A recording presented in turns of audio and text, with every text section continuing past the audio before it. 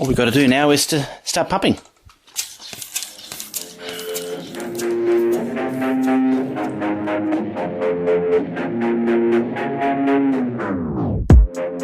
What is going on, everybody? Welcome into a very exciting episode of the Fully Inflated Football Podcast, going through today the entire coaching carousel for the 2025 NFL offseason.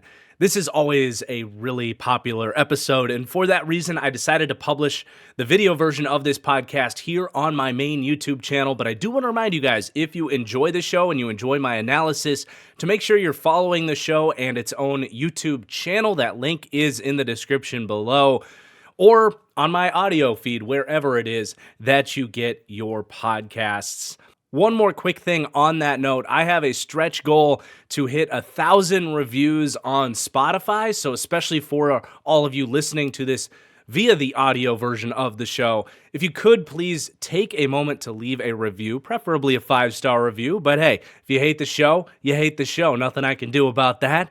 But yeah, if we can get to 1,000 reviews on Spotify, it would mean a lot to me. It would really help grow the show, and to give back to you guys, I will be giving away 2 TFG hoodies to 2 lucky reviewers there on Spotify. And just to piggyback off of that, here on YouTube for the video version, if we can get to 2,500 likes for this video, I will give away an additional hoodie to 1 lucky commenter. So without further ado, let's go ahead and get started with the coaching carousel. And as far as the structure for today's show, I'm going to start by talking about all of the head coach openings and ranking them in terms of desirability, whether that's roster talent, ownership situation, cap space, whatever it might be. Then I'm going to talk about the candidates who, in my opinion, are the strongest head coaching candidates on the market.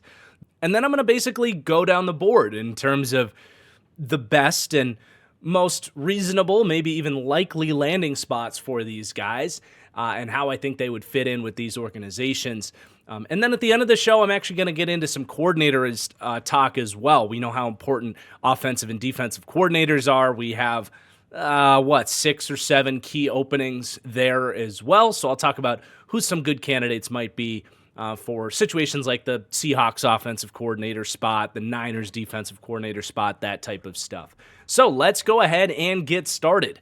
As I mentioned, we're going to begin by ranking these coach openings in order of desirability. And I'll start at the top and work my way down.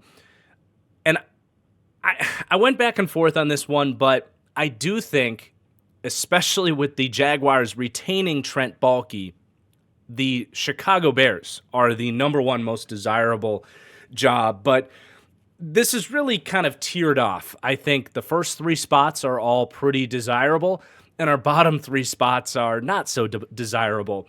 So it is close with our top 3. But with the Chicago Bears, I do think from a roster talent perspective, they are probably in the best position. You could argue the Jets, but when you factor in the quarterback and what we think about Caleb Williams, we don't need to get into his rookie season, but obviously around the league, there's going to be a lot of people interested to get to work with Caleb Williams. I don't think his rookie season was, it was far from a disaster, even if there were some hiccup moments in there. But you pair that with the fact that you have dynamic receivers. You have a lot of pockets of talent on the defense. I think we did see once Eberflus left. They still have work to do on that side of the ball. It's not a finished product, but you definitely have a ready-to-go roster. You're also talking about a very storied position, right? There is certainly a prestige and legacy about the Chicago Bears as an organization, the big market of Chicago. It's a desirable spot for that reason. And then the one kind of holdup on the Bears is ownership. Now, I don't think the Bears' ownership is quite like maybe the Jets or the Browns or some of these other organizations where they're going to meddle and kind of interfere with your decision-making.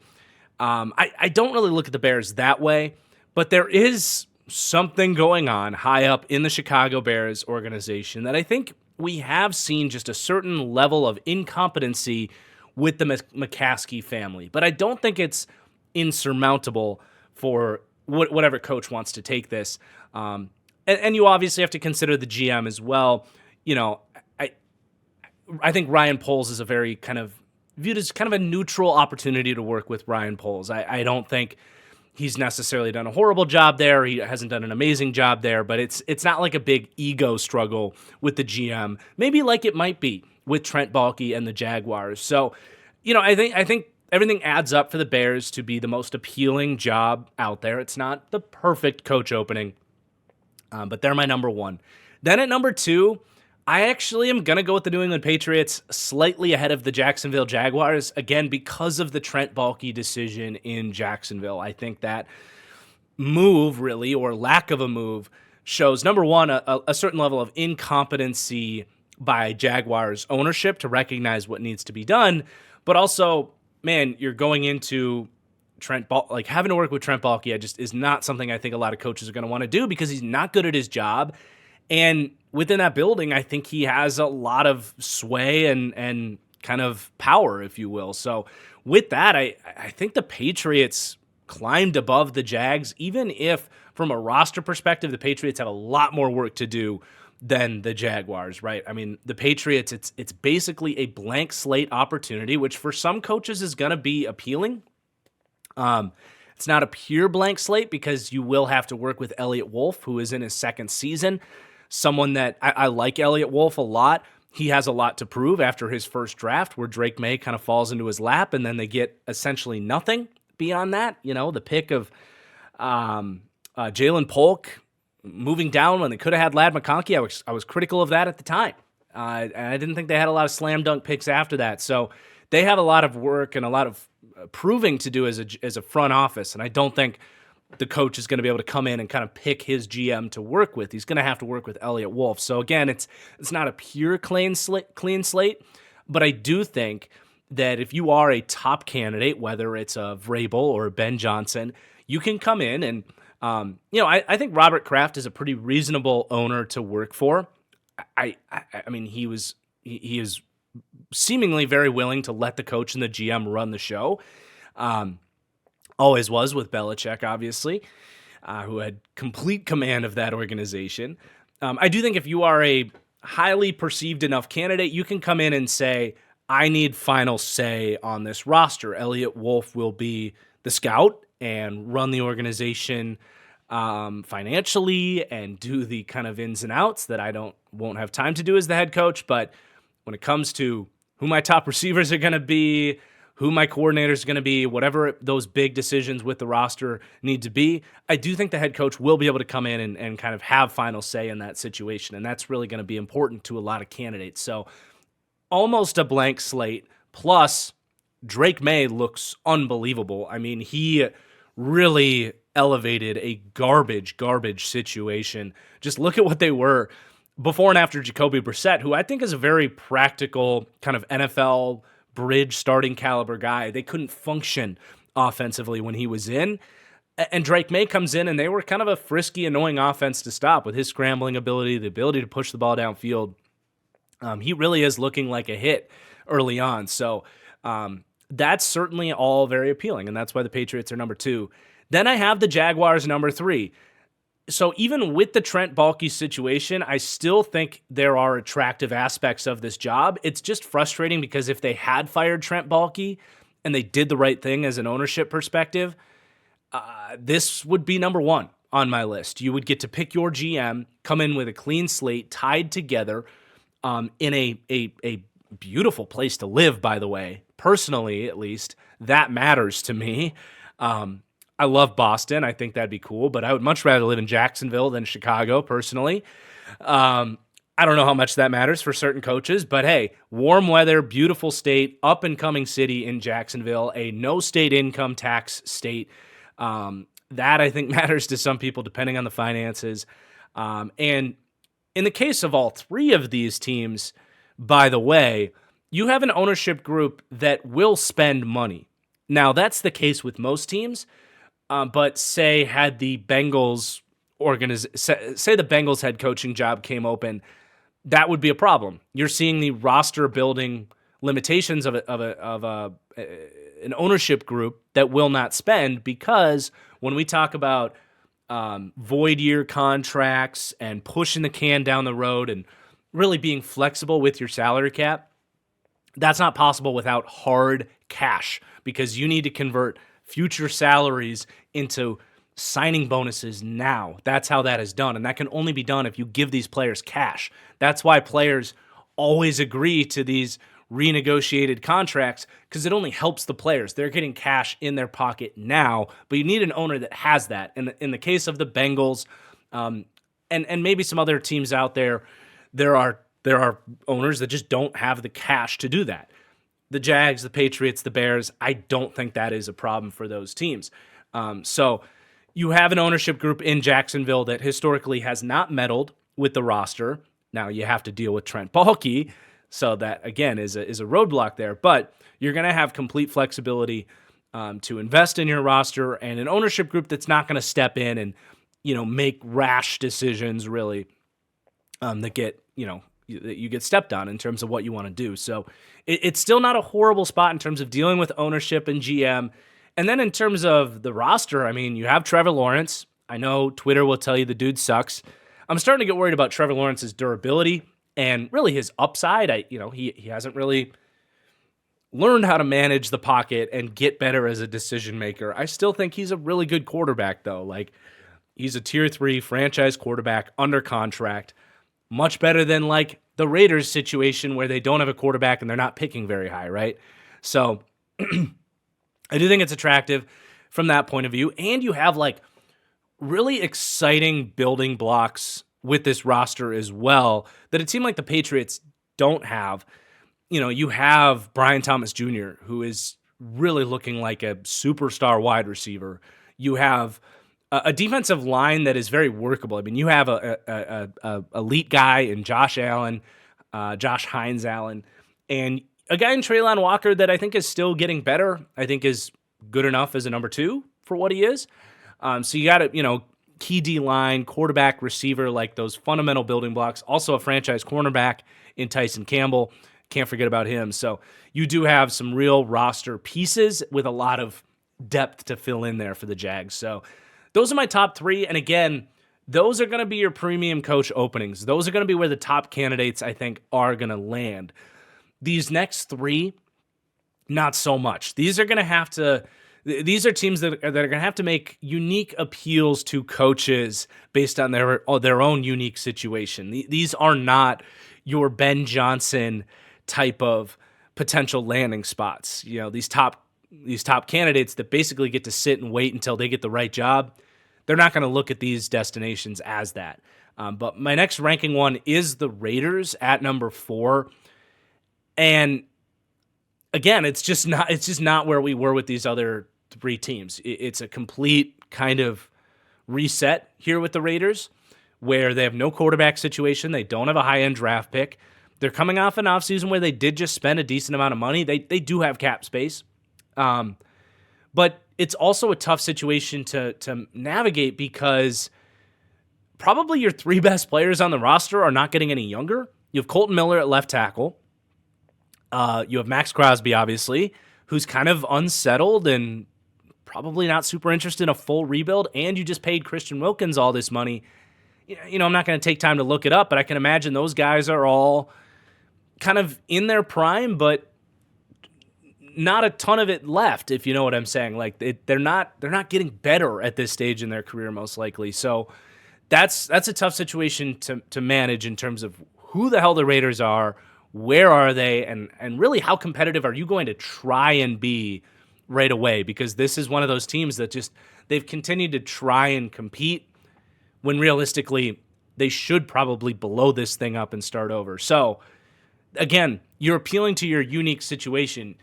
Is this a team that wants to try and get, and we haven't gotten into the candidates quite yet, but, maybe a Pete Carroll, for example, or we've seen Tom Brady's reaching out to Bill Belichick, an older coach saying, hey, let's come in and try to squeeze whatever juice we can out of this team, this roster.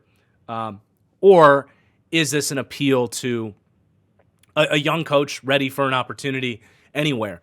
and you say, hey, we're going to give you a 3-year runway really to tear this thing down. Maybe we do shop Max Crosby and really go for the rebuild. So that's impossible for me in my basement to say what direction ownership really wants to go there. But again, much more of a unique situation there. But there is a little bit more flexibility, wiggle room, and runway with the Raiders that some of these other teams, they have some more muddy waters to navigate. Number 5 for me is the New York Jets. And from a roster perspective, this team is right up there with the top 3. Now, they don't have the quarterback in place. But just, I'll come back to that term, muddy waters. The Jets situation is a culture, ego mess at the moment. You have an owner who meddles, makes rash decisions, is very involved with the roster building to the point that he's looking at Madden ratings to determine who they should sign or not sign. That's a disaster. You have, obviously, Aaron Rodgers is still on the team under contract. What is that situation going to look like? Does that get messy? It seems he's going to be on the way out, but that is another wrinkle here. Then you have Devontae Adams and his contract. You have a couple of unhappy young superstar players in Sauce Gardner and Garrett Wilson. You have to convince those guys that this is the right spot for them. It is a really muddy situation, and because of the owner there, that's always going to be an issue. And you are always going to have someone kind of breathing down your neck, ready to kind of meddle, and that's just not attractive for a top head coach candidate, even if this team has really nice pieces, right? Like we mentioned 2 of them, Sauce Gardner, Garrett Wilson.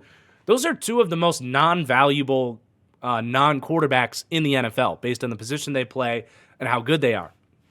I think what you saw from Olu Fashanu as a potential franchise left tackle down the stretch, that's exciting. You have other pieces on the offensive line, I think, in place there. Defensively, you've got an awesome defensive line. Quinnen Williams and Jermaine Johnson coming back next year, and Will McDonald and what he did this year. You've got real pieces with that defense. So from a roster perspective, this is a team that can make the right appeal to a good candidate. It's just the ownership situation. Can you sell the coach that, it's going to be okay, that you can basically stop this trend of coaches failing here? It's going to be really tough for the Jets, but there is a way to navigate that situation. Then at number 6, I have the New Orleans Saints. To me, this is just a really unattractive position in terms of where they are. I think if your number one question as a head coach, and this may or may not be your question, but if the big question is, where do I have the best chance at not getting fired in 2 years? The Saints are dead last on this list because this is one of the oldest, most talent-deprived rosters in the entire NFL. I'm sorry, Saints fans. It's just true. You are still in a position where this team has to kind of dig themselves out of this credit card philosophy where every year they're borrowing from the future. You can continue to live in that world if you want, but it's not easy to do. And they're still, projected, negative cap space next year. They're going to have to continue to work their way out of this. Your quarterback situation is, in my opinion, the most undesirable quarterback in the league is Derek Carr, because it's the old Andy Dalton rule. If you got Derek Carr, you don't know if you need, realistically, you do need to move on, but he's good enough that you convince yourself into keeping him, if you know what I'm saying. And I would much rather take the Raiders quarterback situation where at some point you're going to get that dice roll on a young quarterback. Derek Carr is one of these guys where you kind of convince yourself into competing. You're probably going to win 6 or 7 games, and you're not going to be in a position to draft one of these top quarterbacks. So realistically, if the Saints came to you and said, we will give you a 3-year runway, and you believe them that they will not fire you after 2 years of failing, down the road, this might not be the worst spot to go because you could clear the books, you could get top draft picks, and potentially build this thing the way you want with a Mickey Loomis that is, I think, a good GM to work with, personally. I don't think he's made the best draft picks, and the Saints front office hasn't made the best draft picks. They've been hit or miss over the last 3 or 4 years. But I do think in terms of once you become competitive again, his ability to manage the cap, I mean, he's a total trailblazer in that way. So I do think if you look 2, 3, 4 years down the road in terms of ownership and working with the GM, being a cool market, a cool place to live, a cool team to coach, it's not all bad for the Saints, but that's a hefty promise for an owner to make to you that, hey, we realize we're going to suck for 2 years and we're going to give you a 3-year window. It's just not an easy world to sign up to live in. So they are my last spot on this list. And then I will mention the Cowboys. I'm not ranking the Cowboys on this list because at this point, it does feel to me like they're going to keep Mike McCarthy, which is not the biggest surprise in the world, especially with how the season ended. They did fight for Mike McCarthy. And, I'll admit I gained a little bit of respect for Coach McCarthy and how the locker room has kind of responded and vouched for him. I think he's a fine coach. He's just not a high ceiling coach, as we've seen year after year after year. Personally, if I'm a Cowboys fan, I'm really annoyed. I would want to move on. I would want to make a swing for a Ben Johnson or something like that. But at this point, I mean, they just, as of this morning, rejected the Bears' request to interview him.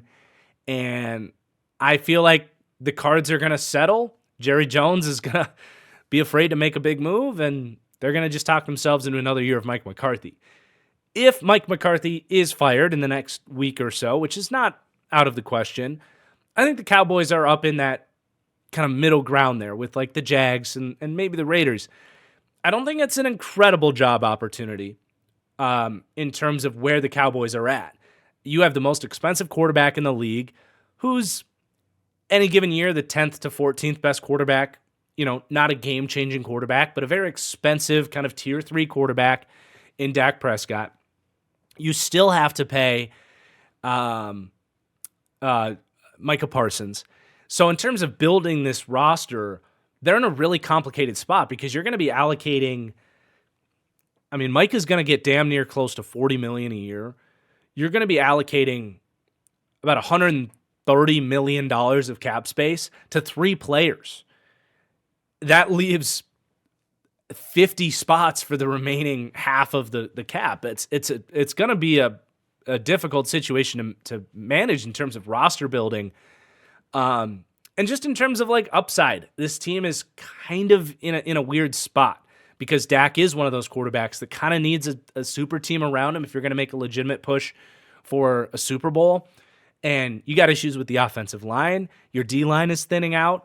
I mean, you need a running back, which are becoming more expensive these days. You need other receivers not named CeeDee Lamb. This team has a lot of areas on this roster that need to get improved, and they don't have a ton of flexibility to do that. So it is a prestigious organization. But you do have to work with Jerry Jones, which is a situation. I mean, he wants to run the show. He and his family, they want to run the show. So you have to be willing to work with that. I would say this would probably be number 4, number 5, depending on how you feel about the Raiders' position, if it becomes open. But that's all I'm going to do to talk about the Cowboys for today's show, because at this point it does seem like Mike McCarthy is going to be back. If they do fire him, obviously, Cowboys fans, this next segment will be important to you because I'm going to talk about who the top candidates are and who I'd be most excited about if my team were hiring these coaches.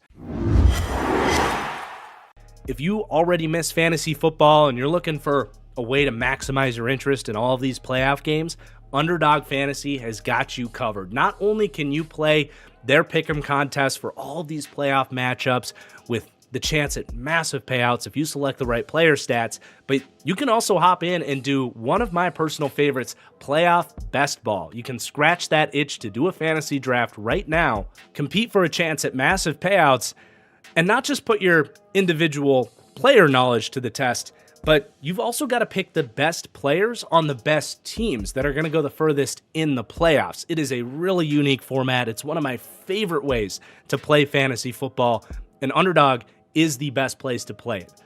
We've only got 4 more weeks of football left, so make sure you are enjoying the absolute most out of it with Underdog. And right now, if you sign up using code TFG, not only will you support my channel in the process, they will give you a bonus match up to $1,000. That is plenty of extra money to carry into NBA, NHL, MLB, and into off-season best ball, next year's Pick'em contest, whatever it is you're looking to do at Underdog, you can get that bonus match and more room to play. So that's code TFG at Underdog, and let's keep going. So obviously number 1 is Ben Johnson. This has been discussed for 2 years now. He has multiple off seasons now decided to stay with Detroit when he very easily could have gone to be a head coach. He's been kind of sitting back, waiting on his opportunity, and he's wanted to finish the job with Detroit. So, they are Super Bowl favorites, and he continues to do an incredible job. This is just, year 4 of just remarkable play calling.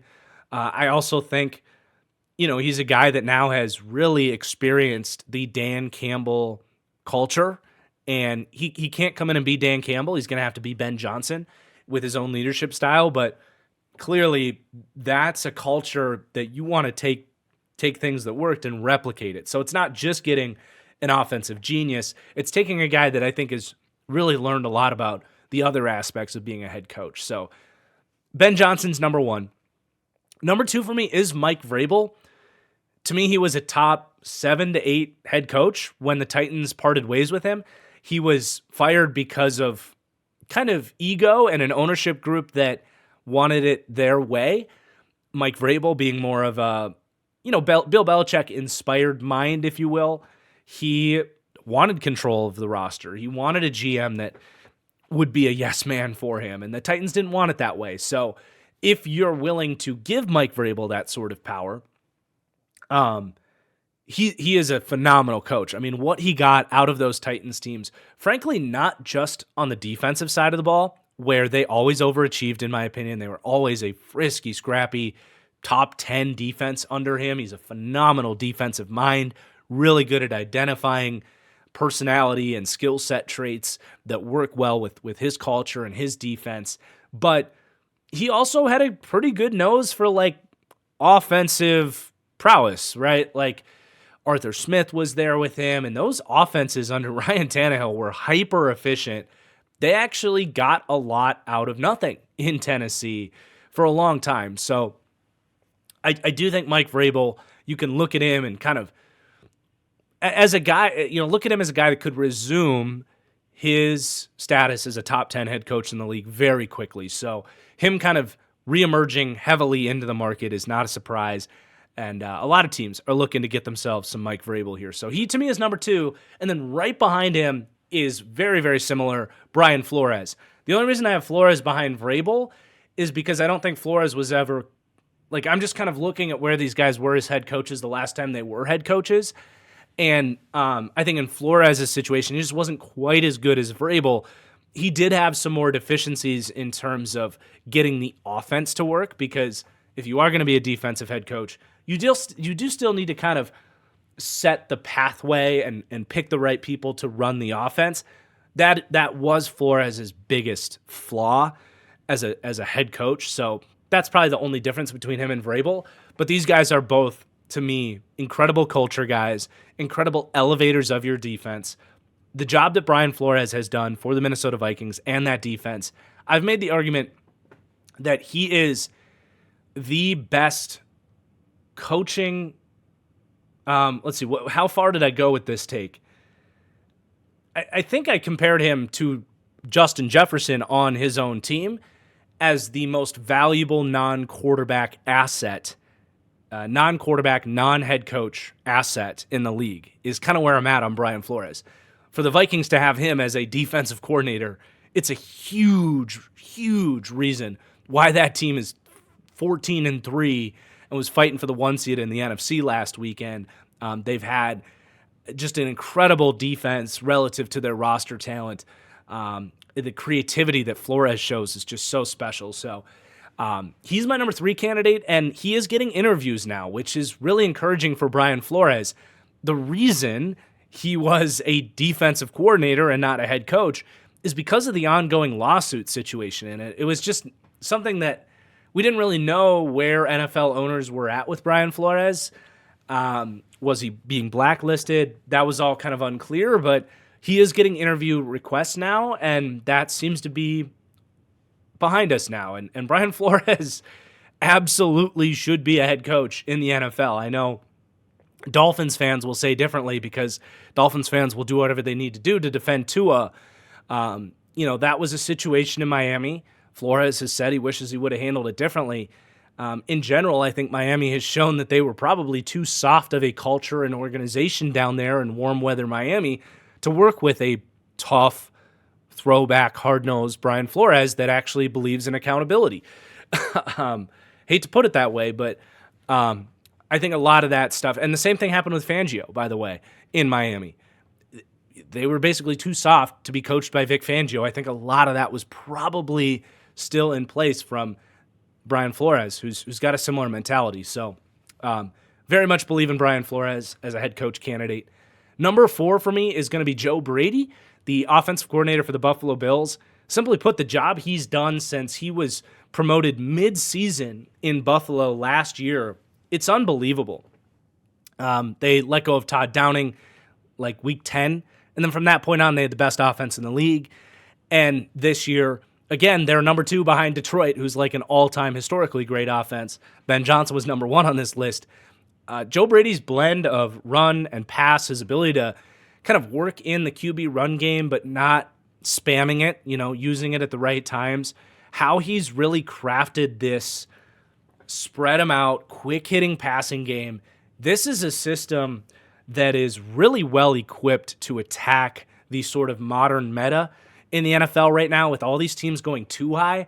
Joe Brady's defense is an awesome counterpunch to that because it's just a death by 1,000 paper cuts style offense, and it can hits you both through the air and on the ground. So I'm a big believer in Joe Brady. This obviously was someone that worked with Sean Payton for a long time, or at least a short amount of time in New Orleans, I think 2 or 3 years. Then he goes to LSU and wins a national championship with probably the best offense we'll ever see in college football. Granted, he had Joe Burrow and Jefferson and Jamar Chase, but Joe Brady was there as a part of that. Goes to Carolina where things were a shit show. He gets fired a little prematurely, in my opinion, and then climbs right back up the ranks to the point that he is one of the top candidates here. So I would absolutely hire Joe Brady as a head coach. He's my number 4. Then at number 5, another guy I really like. Prepping this list, I think this is a pretty good year, actually, for head coach candidates. Todd Monken is number 5 for me. I really like Todd Monken. And, he's kind of, in many ways, the best of both worlds if you're going to get an offensive-minded head coach. A lot of these offensive-minded head coach hires that we've seen in previous years and this year alone, Ben Johnson, Joe Brady, Liam Cohen's another guy I'm going to talk about. A lot of the ascending offensive minds are younger guys that are going to give you more questions in terms of the culture building aspect, the experience to run a full organization, to do all of the stuff that a head coach needs to do, not just design an offense, which is obviously very important. Todd Monken kind of gives you the best of both worlds. He's 58 years old. He's been a coordinator in various stops in the NFL. Now, he's had mixed results. He was the Bucs coordinator for a long time, had some really explosive offenses with Jameis Winston. As we know, it can be tough to be the offensive coordinator for Jameis Winston, especially for that long, because at any given moment, whatever you draw up could end up in the defense's hands. So I think he did a very valiant job with Jameis Winston. He eventually goes to Cleveland and had a really bad year in Cleveland. Baker in his sophomore season had the big sophomore slump, and that was kind of a low point in Todd Monken's career. But since then, he went to Georgia, won a pair of national championships, got a lot out of an offense with Stetson Bennett. And yeah, they had Ladd McConkey and Brock Bowers. That obviously helps. But there were moments in those Georgia runs, especially in the 2022 season, they really had to become an offensive team at points. And Monken's play calling was big time, running a college-style offense.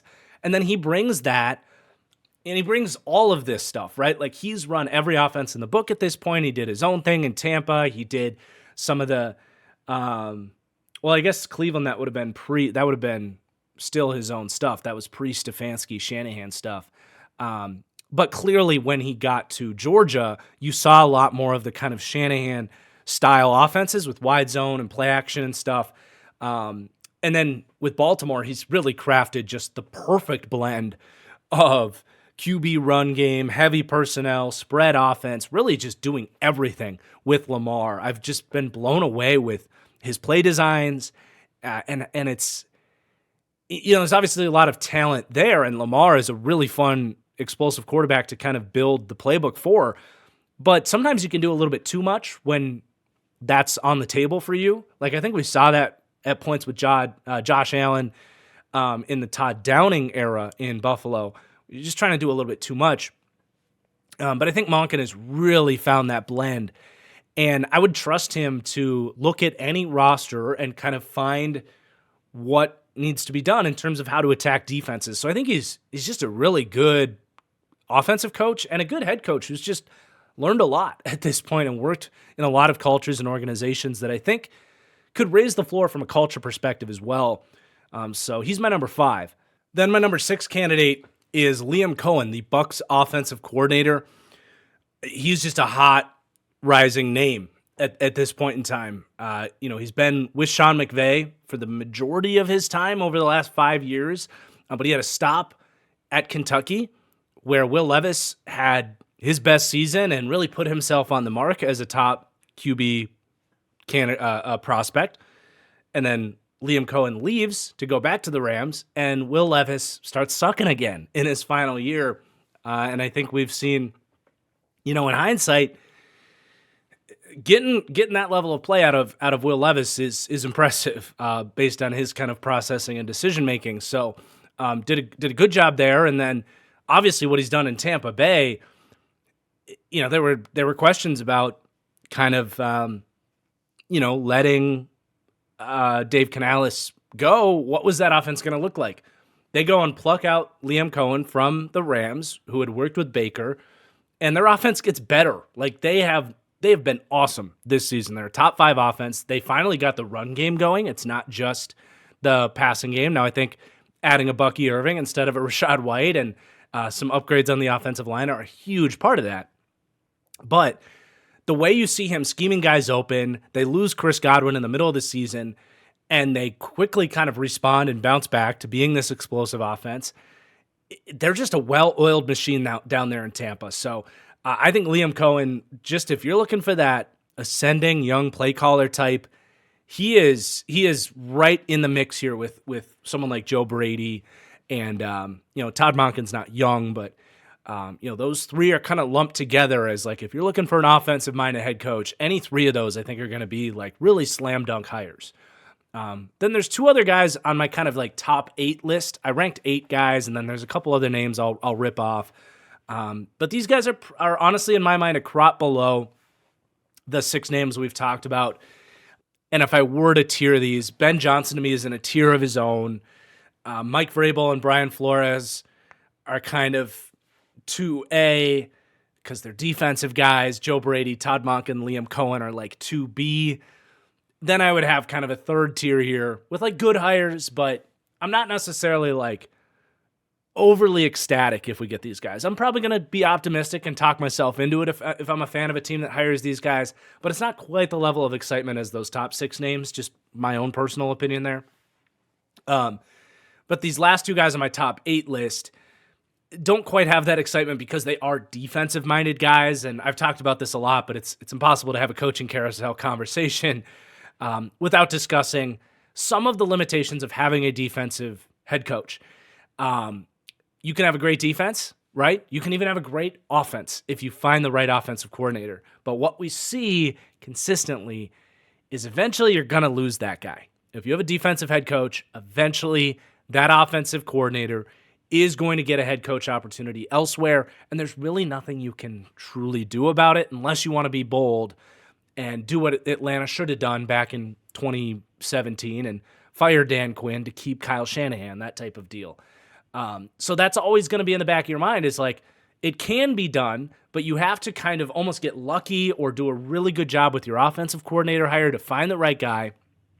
Or you can be really smart about it and do like what Dan Quinn did with the Commanders and pick like a Cliff Kingsbury, who I know is getting some interview requests, but realistically, it's going to be tough for someone to hire him, Cliff Kingsbury, as a head coach because he's already a failed head coach, or someone like Arthur Smith, guys that had other issues as head coaches beyond their play calling that are going to make them unappealing as a head coach candidate. So you can thread the needle with a defensive coach, but this is an offensive league, and not only do you want to go get the best offensive coordinators to raise the ceiling of your team, but being able to keep those guys long-term is really important too. So there's just aspects of defensive coaches that I'm a little bit less excited about, but it's not that it can't work, right?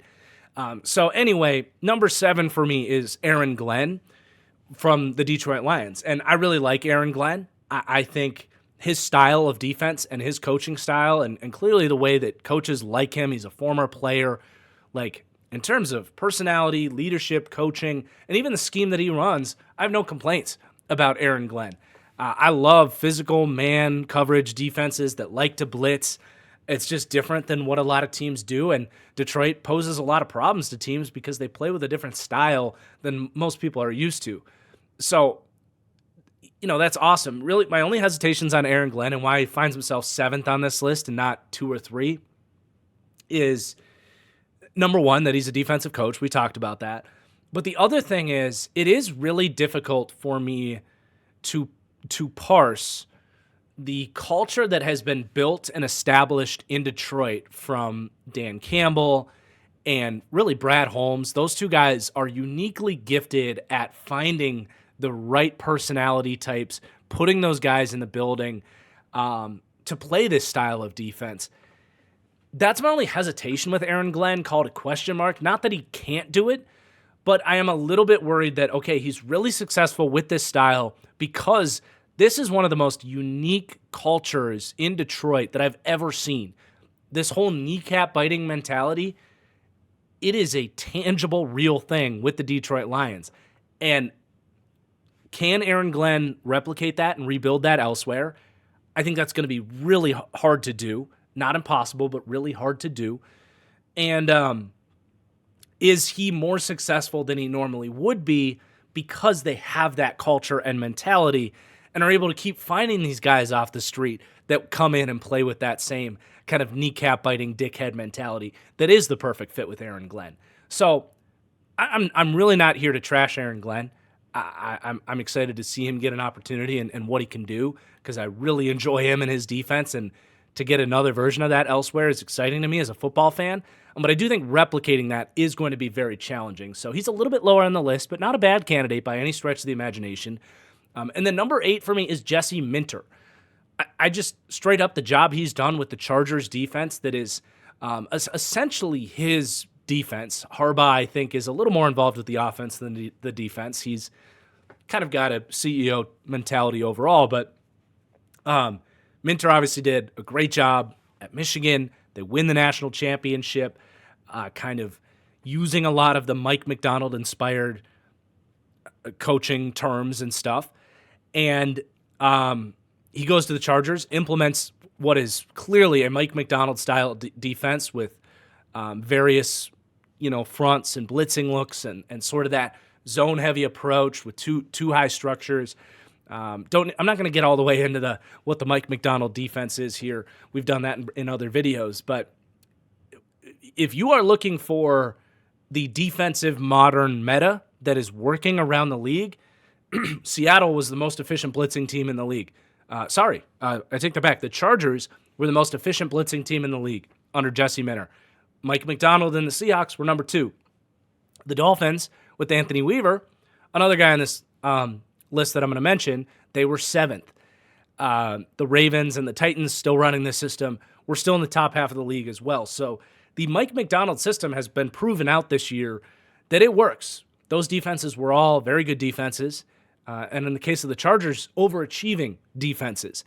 And I just think if you want to replicate that system, there is not a single better candidate than to hire Jesse Minter as your head coach. So he's definitely going to be on your radar. I think from a schematic point of view, I prefer him to like Aaron Glenn, but I do think Glenn is just a much more vetted kind of overall coaching candidate. Minter is much younger in that situation. So, if you want to go, if you're not getting Vrabel or Flores and you still want to go the defensive coach route, I think Aaron Glenn and Jesse Minter are very good options for you.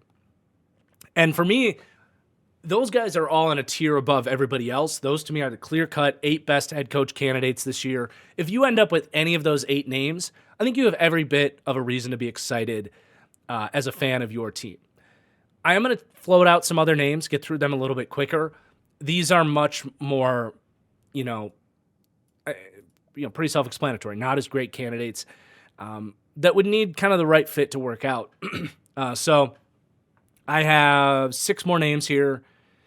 Pete Carroll. We're very familiar with Pete Carroll. If he wants to get back into coaching, I think for some of these lower, lesser desirable jobs, could he be kind of a good option for the Saints maybe to kind of reset things for them and maintain a culture? We'll talk about that later on, but, we know who Pete Carroll is. He still has all the energy in the world. I'm not worried about his age necessarily being too much for him. He's on the list. Kellen Moore has come up. He's done a good job with Philly's offense, really committing into the run. I'm still not sold on Kellen Moore as a you gotta hire him head coach. I do like Kellen Moore, so maybe an option as an offensive-minded head coach. Cliff Kingsbury, that to me, I would not touch that if I'm hiring a head coach. I know he's done a great job as a play caller, but as we saw in Arizona, there's more to being a head coach. You got to be a great play caller, but you also have to manage the rest of the team, build a culture. That's where Cliff Kingsbury falls short. He, to me, is a great play caller. I think the Commanders were brilliant to hire him as an offensive coordinator. I said it at the time that was a great compliment to the Dan Quinn hire. But I think your team's going to be soft if you hire Cliff Kingsbury as it was in Arizona. He really brings that kind of Big 12 spread offense mentality to your team if he's the head coach. He's the perfect pairing, though, with Dan Quinn, who kind of has the rest of the toughness, rah-rah stuff covered, and the defense. So, I mean, you want to interview him, get some ideas from him, that's fine. I really don't love the idea of hiring him as a head coach. Vance Joseph, he's a great defensive coordinator. Love what he's done in Denver. He's gotten a crack as a head coach, and, it just wasn't great. So, he's a fine enough candidate, but probably down the list a little bit more. Anthony Weaver's a name that he's been kind of sitting and waiting. He's even been as much as, I think, an assistant head coach in Baltimore. It's really only a matter of time till someone gives him an opportunity, and he's done a great job with that Dolphins defense. So, I'm almost kind of quickly talking myself into putting Anthony Weaver number 9 on this list. I will kind of retroactively do that on the fly here. I think he's definitely ready for that opportunity, and I'd put him right there with Jesse Minter in terms of someone that can replicate the Mike McDonald system as well. So he's another option there. And then another guy kind of getting brought back into the interview cycle is Matt Nagy. I'm at least, my interest is at least peaked. He got tied to Mitch Trubisky. Those Bears teams were tough. They were really tough. I think he staffed the defense well, but it's just really tough when you hitch your wagon to Mitch Trubisky, because we saw by the end of it, they were running just a peewee level offense just so that Mitch Trubisky could run it. I'm willing to give Matt Nagy another shot in a different space, kind of with a real quarterback next time around. That said, really all of these kind of Andy Reid disciples, the Andy Reid tree is not great. These guys that kind of just were handpicked from the Andy Reid, Mahomes, Tyreek Hill, Travis Kelce juggernaut. We've seen what's happened with Eric Bieniemy. Who was the other guy? Frank Reich was kind of a part of that tree. Nick Sirianni under him. I mean, I know Nick Sirianni wins games, but there just hasn't really been a Andy Reid disciple that's really shown that he was a reason for all of the amazing things going on in Kansas City. So I'm open to it. If he gets hired, I'll understand it, and we'll kind of see where it goes. So there you have it. There are, to me, all of the appealing head coach candidates of this cycle. Just to kind of rattle off my top 9 there after we kind of snuck Anthony Weaver back onto the list mid-show there. But again, kind of in a tier of his own, Ben Johnson, number 1, probably the best head coach candidate since Kyle Shanahan, frankly. So whoever gets him, total slam dunk. Then we have kind of a big cluster of really great candidates. It's a good coaching pool this year. Mike Vrabel, number 2, Brian Flores, number 3, Joe Brady, number 4, Todd Monken, number 5, Liam Cohen, number 6. Then another kind of cluster with defensive coaches, number 7, Aaron Glenn, number 8, Jesse Minter, and number 9, Anthony Weaver. And then you heard, obviously, those other names we talked about as well. So what's left to do here? We are going to start placing some of these head coaches, going in order of what I broke down at the start of the show, the most appealing jobs in the league. And that's going to start with the Chicago Bears. And this, to me, does feel like the most likely Ben Johnson destination. He was linked to Chicago last offseason. There were reports that that was the job he wanted. As long as he still wants that job, I don't think too much has changed. You've seen a year of Caleb Williams pro tape. Again, I don't think it's enough that Ben Johnson's going to look at and be like, oh, he's not who I thought he was. He's going to look at that and say, there's a couple things to fix. I got to get him to throw with a little more confidence, trust the offense a little bit more, but that's what I'm here to do. You've got, I think, a team that would pay him the money he wants. He wants to be probably the highest paid head coach in the NFL. Not that other teams wouldn't do that, but they would be willing to go there, I think, for Chicago. And you've got the NFC North connections. So for me, we got the number 1 most desirable spot. We got the number 1 candidate. We're going to put those two together. It's not a lock, though. I will talk about Ben Johnson as an option for some of these other teams. And as we go through this, I'm going to talk about, like, okay, if not the number 1 guy, who else might make sense there? So if not Ben Johnson, which would obviously just be an A++ hire, don't need to get any further into it than that. You pair Caleb Williams with the brilliant offensive mind of Ben Johnson. But if you can't land him, maybe he does go back to Detroit because they don't win the Super Bowl, or maybe he does take the Patriots or the Jags job.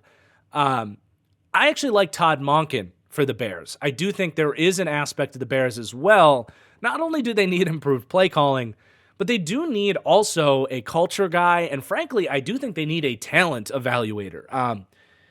Not that Ryan Poles is horrible at it, but I do think another guy in the building that has seen everything, knows what he wants to do, and knows what he's looking for.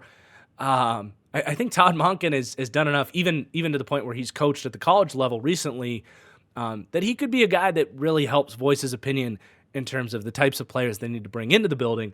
But I think a culture raiser as well. We've seen all of these just horrible game management situations and culture problems with the Bears looking like a competent football team.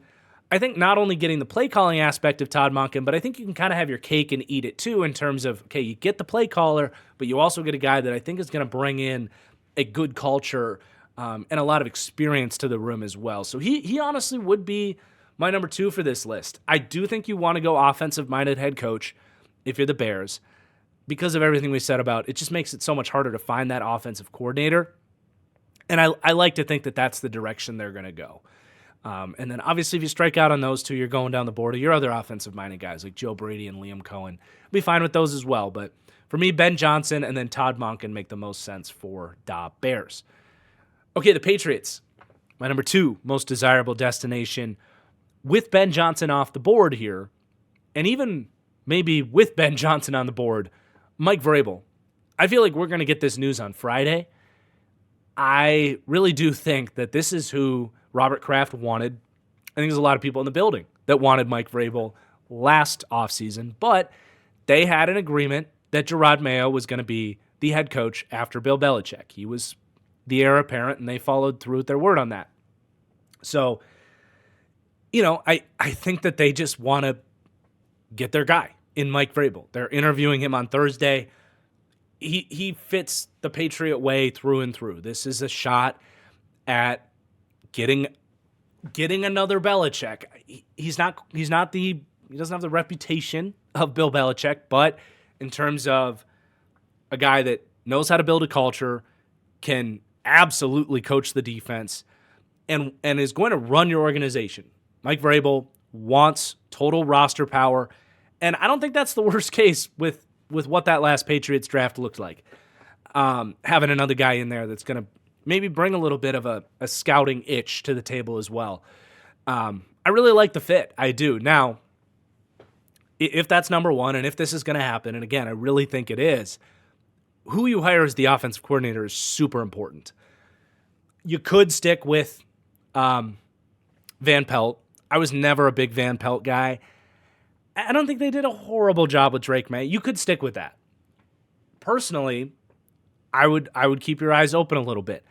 There is one name for an offensive coordinator, should he become available, that I really would want, and that is Clint Kubiak.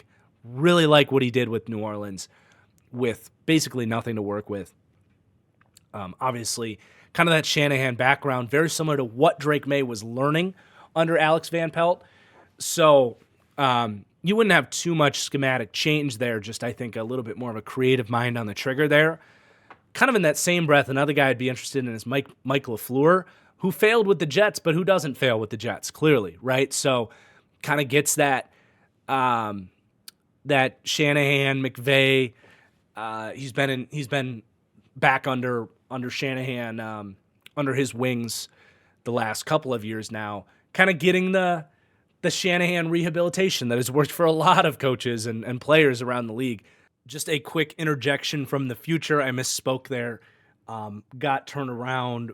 Mike LaFleur actually started with Shanahan, went to the Jets, and now he's been back with the Rams. So I bring him up a few times throughout the rest of the show, and I definitely got that confused. So just a note on that. I'd be interested in Mike LaFleur as well. Obviously, Matt LaFleur's brother.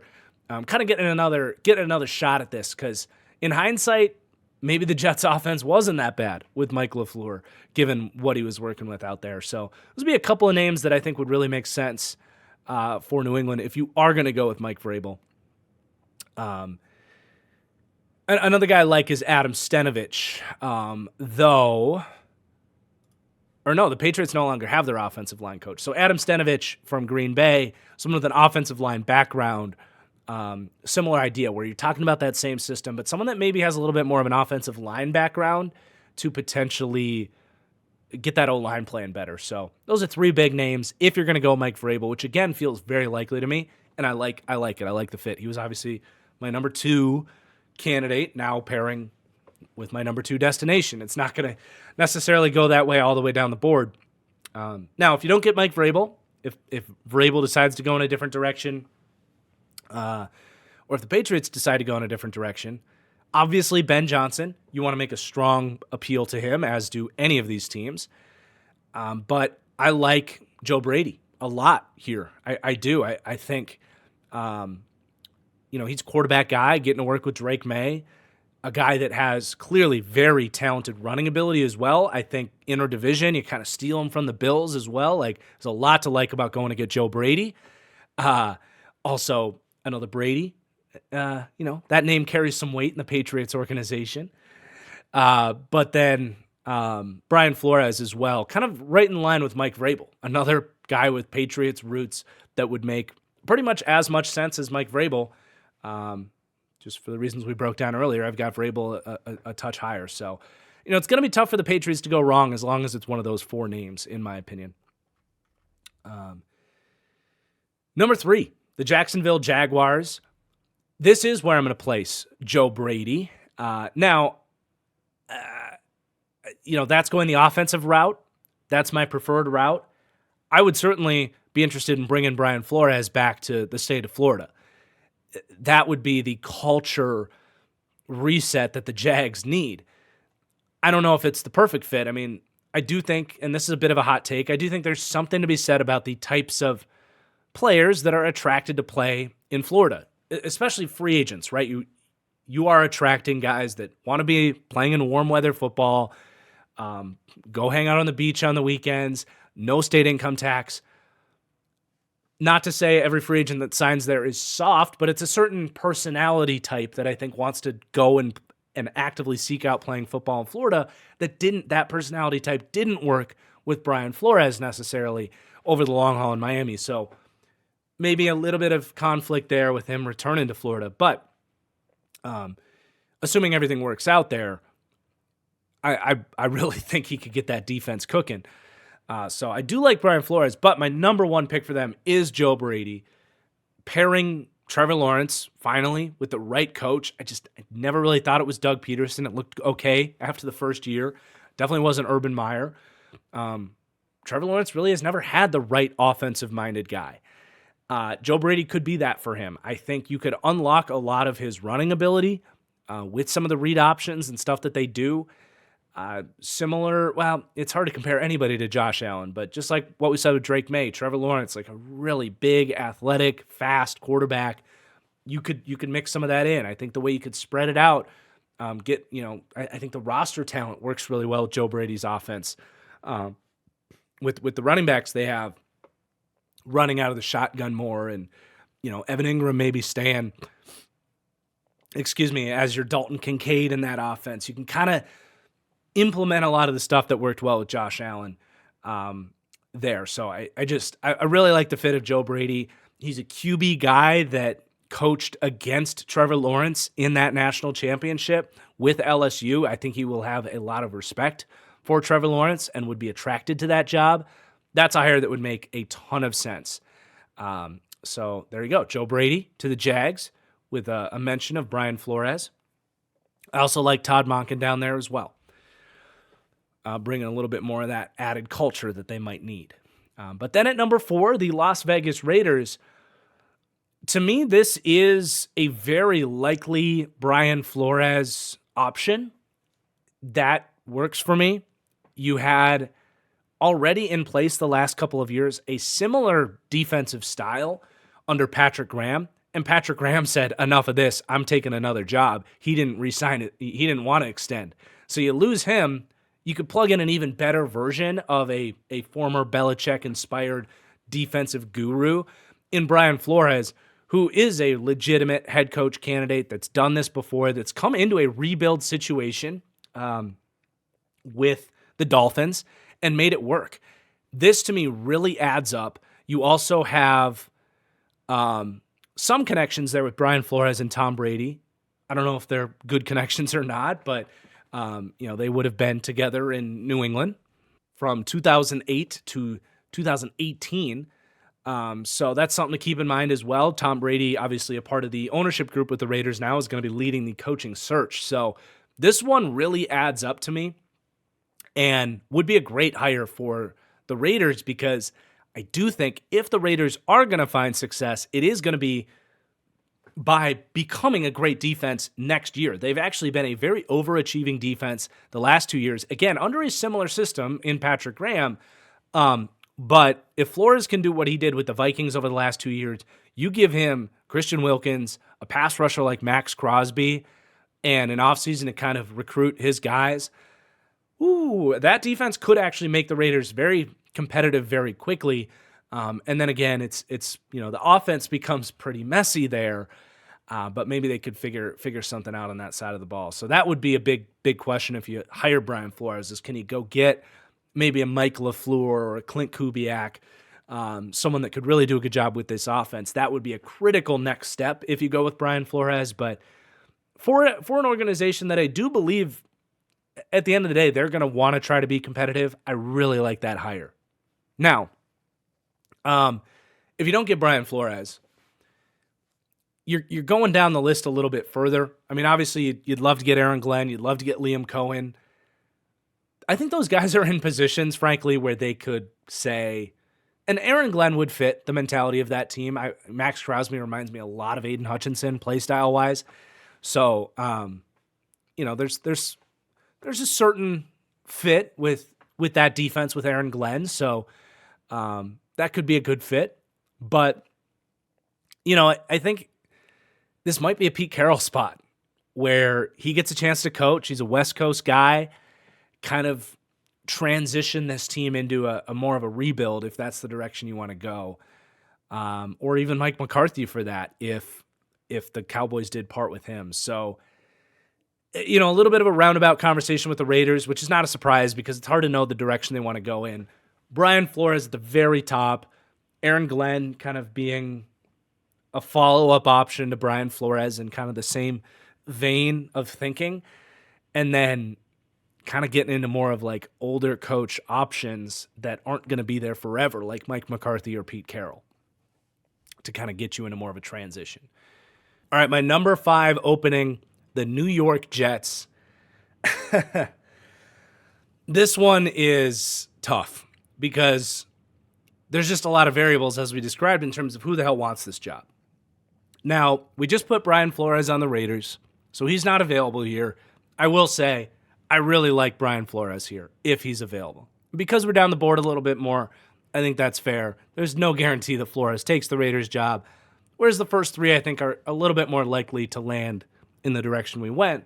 So I will start with that. I love Flores here. I think he would reinvigorate this defense in a new style system that would be exciting for these players and kind of just help them forget about what the hell happened last year and restore the Jets to a great defense immediately. And at least you would have something to hang your hat on. I also think having a hard-nosed defensive guy come in that's going to have a little bit more, that was a word that was thrown around a lot there with Robert Saleh, was accountability. I do think Brian Flores is going to hold these guys accountable. So I like that fit quite a lot. But if you can't get Brian Flores, and you probably do want to go more of the offensive coach route, someone that I think might be open to taking this job would be Todd Monken, because I don't think Todd is in a position to really sit and wait forever, like maybe Ben Johnson's been able to do, or Liam Cohen, certainly not in a rush to get out of Tampa Bay if he doesn't need to. Todd Monken's 58. His name's hot right now after potentially 2 MVP seasons for Lamar. Again, he can't be quite as picky, so I do think he makes a lot of sense for the Jets. A lot of teams like to zig after zagging, and they've been on the defensive train. You would now go with more of an offensive mind in Todd Monken. And I like that. I like, just bringing more offensive prowess into the building. It's just missing. Obviously, between Aaron Rodgers and the coordinators in place there, they just don't have good schemers and offensive play designers. You would get that in Todd Monken, but you would also get an experienced adult in the room as a head coach. That is a fit that I really do think makes sense if he wants that job. And someone that's with all that experience could navigate these waters. So that's a name that I think really resonates for me with the Jets. That's going to be my final answer, is Todd Monken. Beyond that, any of these names would be fine if you can attract any of my top 8 names, if you will. They did interview Rex Ryan. I don't entirely hate it because this team might be heading towards a rebuild. If that's the direction they do want to go, and maybe they do trade, I don't think they're going to really shuffle the deck too much with the defense, but maybe they do trade Garrett Wilson for a first-round pick and some change and really decide this is going to be a bit more of a long-term rebuild. Bringing in Rex Ryan to have some fun, kind of understanding the assignment, coach a good defense while trying to rebuild the organization and reset the culture there. I think there's honestly worse routes to go. It's probably an unserious interview, and I doubt they're going to do it, but frankly, I don't entirely hate it. And the Jets are in a spot where it could be such a toxic culture that nobody wants this job, and Rex Ryan really is the right guy for this hire. I don't know. It's at least fascinating. But again, Brian Flores, Todd Monken would be ideal there for the Jets. And I feel like I should at least mention some of these other guys like Pete Carroll and Matt Nagy that were kind of down the priority list a little bit more. Guys that aren't going to be able to be as picky with their destinations. I think Pete Carroll works for a very similar reason that we said with Rex Ryan, I'm cool with that. I think he could restore the culture. And Matt Nagy, again, I would at least be interested. Someone that's done it before, offensive-minded guy. It would be interesting to see who he goes with as his quarterback. But with where the Jets are, you're in a spot where hiring Matt Nagy isn't the worst thing in the world. So they will be very fascinating to follow. And then the Saints at number 6. So for the Saints, I think realistically, you're either going really young with a young head coach that you're promising a 3-year window and saying it's going to take a while to get where we need to go, or you go really old and say you are a transition head coach to get us to the next stage of the New Orleans Saints and get us, we're going to stop digging into this cap hole. We're going to trade away veterans if we can, maybe release Derek Carr, like really reset this thing. So there's like two paths that the Saints could go. Let's start with the sort of young hire approach. There is a guy in this building that could potentially make sense, and that is Clint Kubiak. You could just say, hey, we really like what you did with the offense.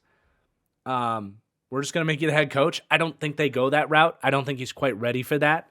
This was a bit of a breakout season for him, even if he's been an offensive coordinator before. But I don't think that's the craziest idea. On that note, and I know I said I was going to start with the young hires, but I do have an idea for the Saints that I said this a while ago, and I did this in my own Saints rebuild on my TFG Plays gaming channel. But kind of an out-of-the-box idea is to give Gary Kubiak a call, who is running coaching clinics right now. He's in his 60s. He's not that old. But you give Gary Kubiak a call, and you kind of have him with Clint running the team. Whatever names you want to give these guys. So you could make Clint the head coach with Gary as the associate head coach, or you could give these guys whatever names you want to give them, but make this a father-son arrangement where Gary's there with his experience to kind of groom Clint, and Clint can still mostly focus on the offense. I don't know. I think it's a very fun concept for where the Saints are that could transition them into a good place in a few years. But again, on the younger coaching mindset, where you're giving these guys a long runway, Liam Cohen stealing, the Bucs for the second year in a row would lose their young offensive mind to a divisional opponent. If you promise Liam Cohen a 3-year window, at some point he's going to get to draft a quarterback here. Maybe you tank and say, we're going to try to get you Arch Manning, the legacy pick here with his grandfather playing for the Saints. There might be an appeal there to a Liam Cohen, which ultimately that's my ideal hire for them if he wants this job. That would be slam dunk for the Saints. Great job, great sales pitch. Now go do this rebuild the right way. It's kind of hard to settle on exactly who the Saints will hire here, but that would be the most ideal landing spot for the Saints, I think, in a realistic situation. But some other names here, Kellen Moore, is he in a spot where he's kind of tired of not being a head coach? He's been kind of passed around the league a bunch, did a good job in Philly. There might be some appeal there to take this job with some runway. And then there's some defensive-minded guys too. Jesse Minter, very young, could kind of come in and completely transform this defense and rebuild it in the Mike McDonald scheme. Would be a very different mindset from the Dennis Allen defenses of old, but could be a shift this team needs. And then another name, honestly, is Chris Shula. If you do got to go down the board a little bit, and I didn't mention Chris Shula, but this is a unique situation with the Saints where you're really kind of just throwing a dart at a young guy that you're going to give a long runway. Chris Shula is 38 years old, first-year defensive coordinator for the Rams. Obviously, Don Shula's grandson. I kind of like the idea. I kind of like the fit, and would be on my radar. So those are just a bunch of names that I think you're excited about if you're a Saints fan. If any of those names happen, Liam Cohen, Kellen Moore, Jesse Minter, Chris Shula, it's like, all right, we got some youth and enthusiasm in that coaching room. But it would be those guys would have a lot of work to do. A lot of work to do. So again, I don't know if those guys are attracted to this job. If they're not, you are talking about one of these older options. I like the Gary Kubiak option as an older transitional coach to eventually pass the keys to Clint. But this would be a really reasonable landing spot for Pete Carroll to come in and kind of be a Band-Aid head coach, if you will.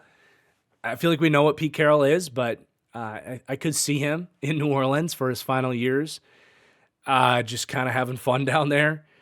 The other guy would be Mike McCarthy. I can picture him in New Orleans. If Dallas did move on from him, he would be a bit of a stabilizing older coach for the Saints. So they could go in a wide variety of directions. It'll be very interesting to see what types of coaches and what caliber coaches are interested in this job.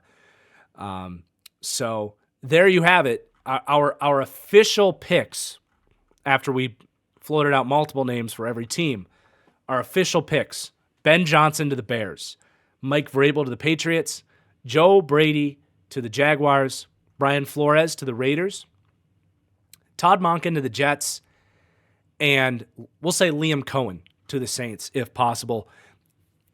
And then all those other options on the table. All right, so to wrap up the show, I'm going to talk about the available coordinator hires. But there are some big openings. You got the Bengals defensive coordinator opening with Lou Anarumo fired. The Colts moving on from Gus Bradley. The 49ers quietly moved on from Sorensen at defensive coordinator. They'll be looking for their, fourth defensive coordinator in as many years. They have really struggled to replace both Robert Saleh and D'Amico Ryans. And then offensively, you got the Seahawks very quickly moving on from their offensive coordinator, and the Browns also need an OC, although it's Kevin Stefanski's offense overall. So let's discuss some good options here. Just to kind of rattle off names in general, because it's tough to predict where these coordinators are going to land. Just to kind of name my favorite coordinator options if you are looking for some hopium, if you're these teams looking for new coordinators.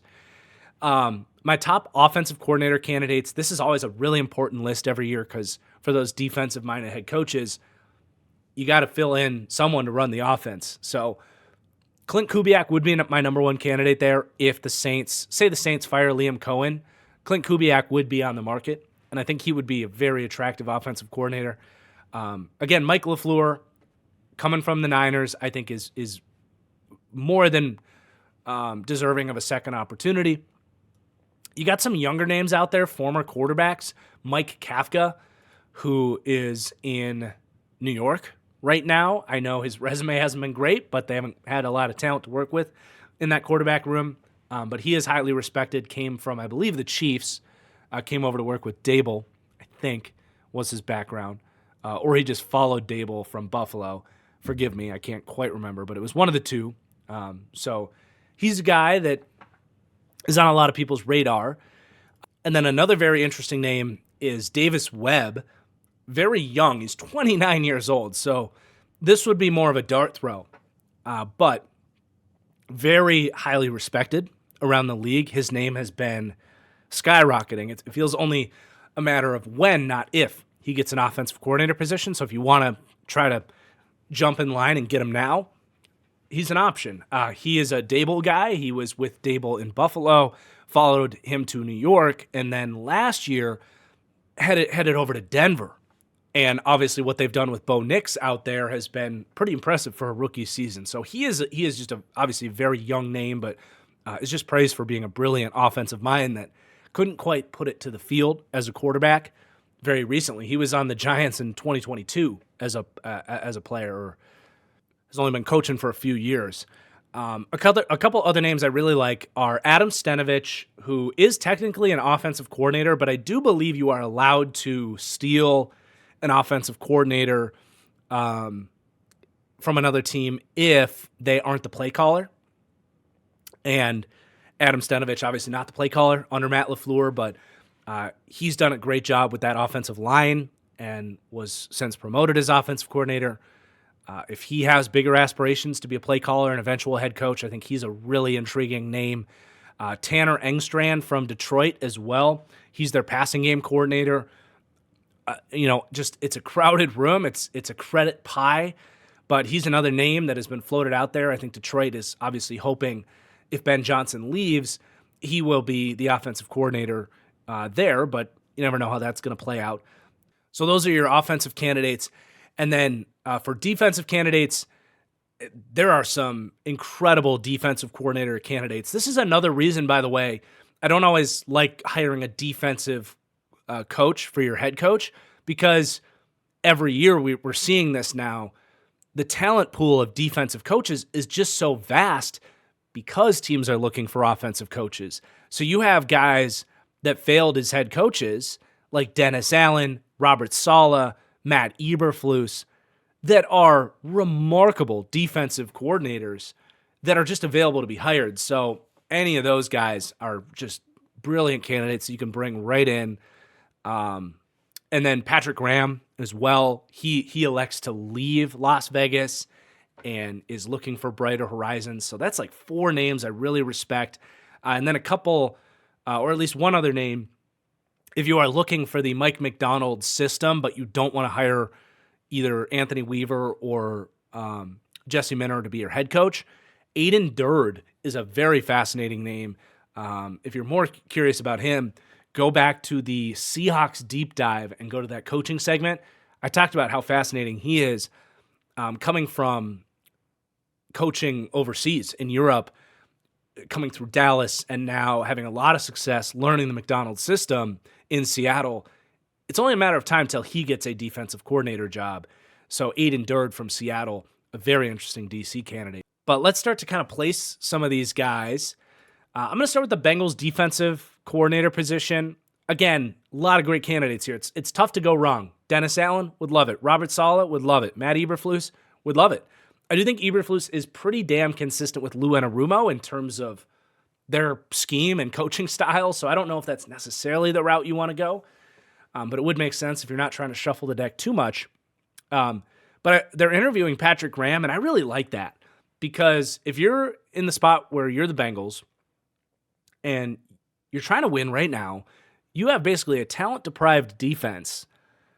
And if you are going to spend money, which they're not very willing to do, you're kind of doing it on offense, right? Jamar Chase, and we'll see, maybe they still find a way to pay T. Higgins. If you want to pay T. Higgins, getting Patrick Graham as your defensive coordinator is a really smart idea, because he does come from this kind of Belichick scheme with a lot of the multiple fronts, adaptable systems, really catering to unique skill sets, that he could come in and actually get a lot more out of a talentless group. Whereas I do think an Eberflus defense, a Lou Anarumo defense, is less dependent on the blitz. They're more dependent on your guys winning, putting them in more static positions to succeed. I like the idea of Patrick Graham coming in and elevating this defense exactly as he's done with the Giants and the Raiders over the years. So I think that'd be a really fun hire for the Bengals. I hope they do it. But otherwise, obviously, any of these top defensive coordinators would make sense. And I would think any of these guys would want to go there, because if they can get that defense working, whether you're Robert Saleh or Dennis Allen, but especially in the case of like Robert Saleh, if you have aspirations to get back into the head coaching seat somewhere, if you come in and win a Super Bowl for Cincinnati and you get that defense working, you're going to probably find yourself back in the head coaching seat sometime soon. So I would say Patrick Graham or Robert Saleh would be the best for the Bengals. For the Colts, Eberflus does just make way too much sense here. And I know some Colts fans don't want to return to that, because he does run a very conservative system. I don't think Eberflus, very often at least, if ever, is going to have like a top 5 defense. It's not really his style. He likes to rush with 4. He blitzes very kind of he's very discreet with his blitzes. He's effective when he blitzes because they're often creative and catch offenses off guard. But, his defenses are typically very low in blitz rate. He wants to win with 4, kind of play a lot of top-down zone stuff. It's not the most dynamic defensive game plan, but theoretically with Steichen there, you're going to get this offense to really hum. And as we saw this year, you just need to settle down that defense. And Eberflus would be just so seamless to just plug him back in, bring him back home. To me, that just makes too much sense. But if you don't want to go that route, obviously, this applies to any of these DC openings. Dennis Allen, Robert Saleh, Patrick Graham, they're great options.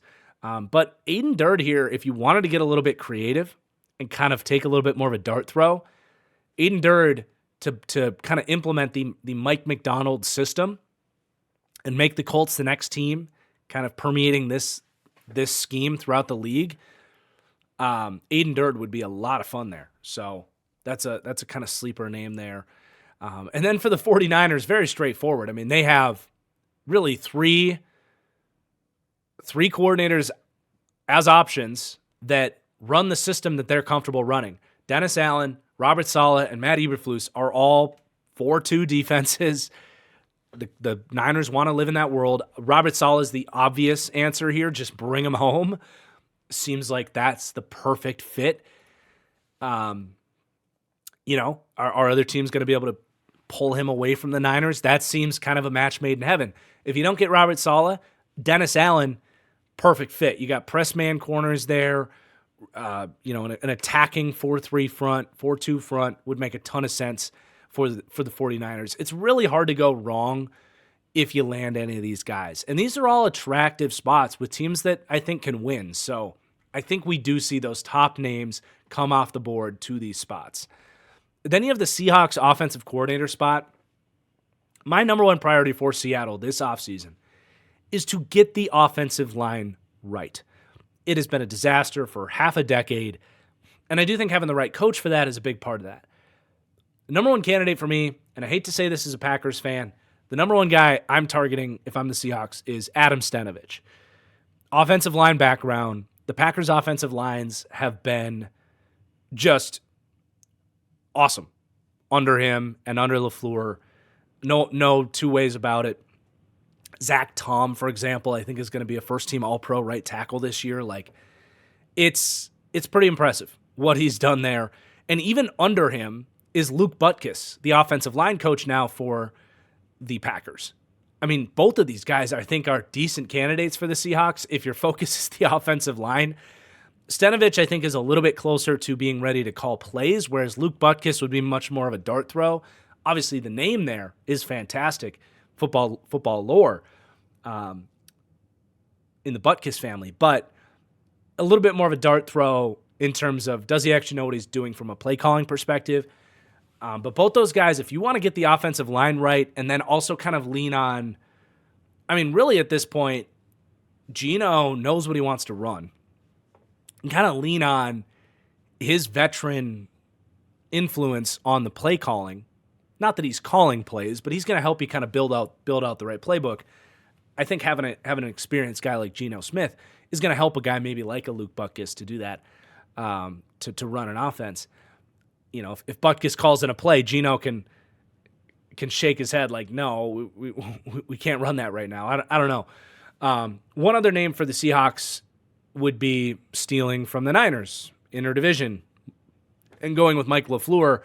The Shanahan-style system and these coordinators historically protect your offensive line with play action, with wide zone, kind of making the pass look like the run, the marriage of the run and pass. That whole idea that has helped countless offensive lines around the league.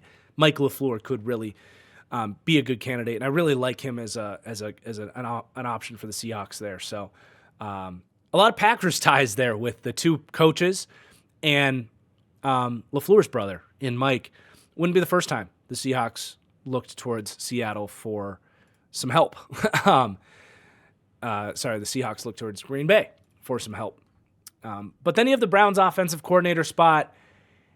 This is another it's a tough one because Stefanski is the offensive mind here, so it's not a critical spot. But they did fire their offensive line coach as well.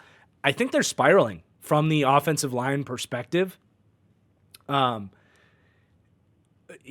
lost Coach Callahan, obviously. He goes to follow his son down in Nashville, and they're spiraling. Their offensive line kind of went from top of the league to bottom of the league very quickly. They've had injuries, age regression.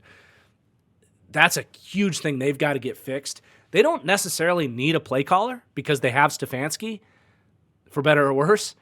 But how about a guy like Luke Butkus to come in as an offensive coordinator? Kind of the idea that in order to get a top offensive line coach, we need to make him the offensive coordinator, similar to what the Packers did with Adam Stenavich to retain him because the Bears wanted him. And they said, well, we'll just promote him to offensive coordinator so you can't have him. That kind of idea. Now, there might be some other options out there.